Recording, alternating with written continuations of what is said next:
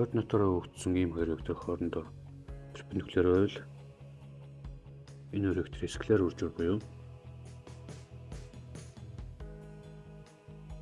энэ тэгтээд нөхцөлдөг. За буцаагаад скалар үржүүнтэйг байх юм бол энэ хоёр вектор хоорондоо перпендикуляр байна.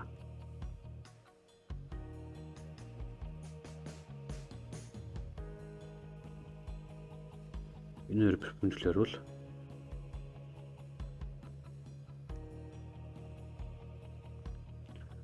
энэ хоёр вектор перпендикуляр байхад бол скалар үржүүр нь тэгтээд нөхцөх ёстой. Скалар үржүүр нь хасах нэгийг 4 үржүүлнэ.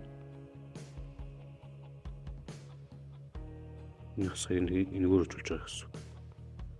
Нэмэх нь 4-ийг 3 лямбда үржүүлээд энэ тэгтээд нөхцөх ёстой. За эндээс энэ хасах 4-ийг нөгөө төвшөнд оруулбал ийм болно. Эндээс 2 талыг нь 12 тугаах юм бол